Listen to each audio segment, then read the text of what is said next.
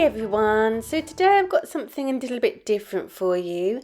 I recently made this cake board decorated to look like a brick wall, and I filmed the process and I thought I would do a tutorial showing you how I made it. I don't know if it will help anybody, but if it helps at least one person, then it's worth doing. You can also do the same technique on the side of a cake. It looks really effective and it's great for if you're having a cake with graffiti on or something like that. Okay then, let's begin. So I've already covered my cake board with some brick coloured sugar paste and I'm going to trim the edges off later. I'm using a brick impression mat to create my brick wall, and this one's by FMM and I'll leave a link to it in the description. So I'm starting at the bottom of the cake board, making sure that the bottom of the impression mat is flush with the bottom of the cake board, and then I'm using a cake smoother to help gently emboss in the pattern of the impression mat, trying to create an even pressure so that your pattern will be an even emboss. Don't worry if you have a few extra indents, you can always rub them out with your fingers. And here again I'm trying to match up the brickwork from the embossed that's already on the sugar paste, and then gently lining it up and then using my cake smoother again to gently push into the sugar paste to create the texture of a brick wall. You want an even pressure, but it doesn't always happen, as you can see there.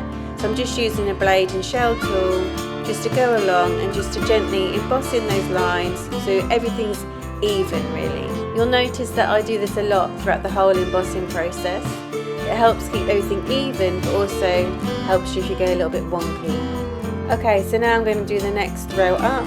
Again, you want to line up the brickwork so you're still keeping that brickwork pattern. And once it's lined up correctly, I just use the cake smoother again just to emboss the pattern onto the sugar paste. And then this process is just carried on all the way up the cake board.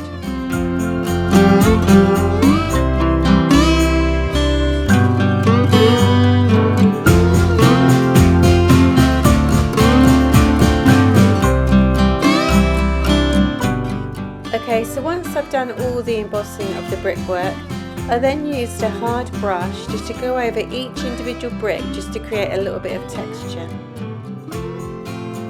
Okay, so I've finished the texturing and now I'm going again with the blade tool just to mark in any indents that I don't feel are embossed enough. It all depends on the kind of wall you're going for as to how far you go with this. I was going for a kind of rustic wall, so I was happy that it was not completely straight.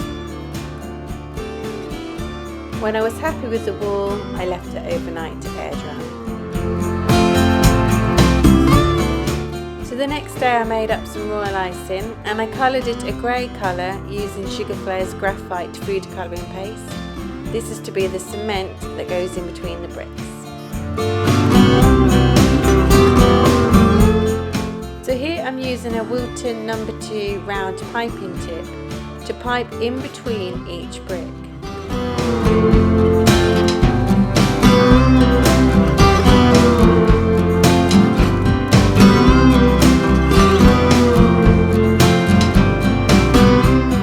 So I'm now using a brush just slightly dampened with some clear alcohol just to run along and neaten all the edges to make it clear so I can pipe the line above.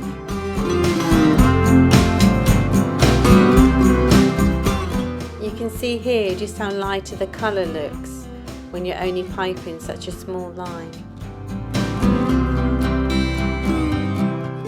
So here I'm going over it again with a brush just slightly dampened with clear alcohol just to press it into the groove to make it look a bit more like cement, and then to make sure they join up nicely with the cement that's in between the bricks before continuing to do the next row up. It is quite a long process, but as you see it coming together, it is quite satisfying. Incidentally, I use clear alcohol because it stops the royal icing sticking to the brush, allowing you to get a nice, clean, smooth finish. I just dip it into some clear alcohol and then wipe the excess off on a kitchen towel before applying it to the icing. Once finished, I then leave the icing to dry. Okay, so now the fun part. This is the bit that brings the wall to life. I like to dust the bricks with different colours. You can see here that my favourite is definitely the burgundy one. I've got some oranges in there as well. This really brings the wall to life because no bricks are the same colour. And I'm just using a kitchen towel just to dab off any excess dust, because if you put too much on you can't take it off, but you can always add. So I always like to dust some off before I apply it to my sugar paste.